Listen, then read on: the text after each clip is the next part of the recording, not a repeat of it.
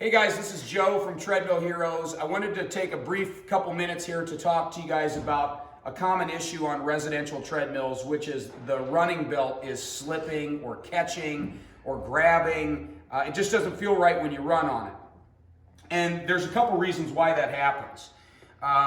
But the most common mistake that the homeowner will make when they try to remedy that issue is they just try to over tighten this rear roller here. You have two rollers. You've got one on the front, and then you've got a roller on the rear and a roller on the front, and you can adjust a bolt that goes through the back of the roller here to move that rear roller back, and it tightens up, the running belt here. Well, there's usually a reason why the belt is slipping. One is people don't realize that they have to lubricate their running belt. Now, not all treadmill belts are the same, but in general, if you have a residential grade treadmill, you can apply some water-based silicone designed for treadmill belts underneath of this belt. We've got that stuff in stock. We can send it to you if you need it. Because what happens is, and I'm actually going to cut this running belt off so I can show you. This is an old junk belt anyway, so we're going to take it off. So this is the underneath side of a running belt on a treadmill. And a lot of these just have like a real thin cotton backing that will absorb lubricant in here. And so when the bottom part of the belt rubs on the deck, when you step on it, it glides along.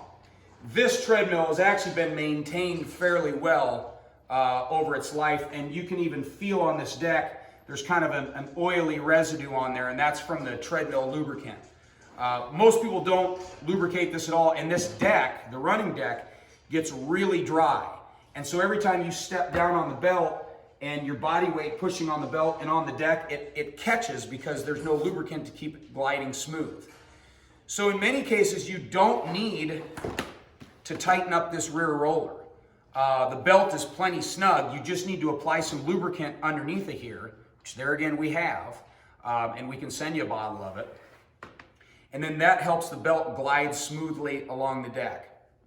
If you're not lubricating your belt and deck, and you just start to tighten up this rear roller, what can happen is you can over tighten the running belt, and then a lot of times what happens is these belts, they'll make kind of like a crease up the middle, like this.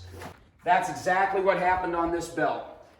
This belt was not lubricated properly, and it folded up in the middle, and now the belt is shot. Before you ever tighten up a rear roller, make sure that the treadmill belt and deck is properly lubricated, but also pop the hood on the treadmill, the motor hood here. Because I want to show you this thing here. This is your drive belt. This drive belt here, it's a poly V belt. It hooks up to your drive motor.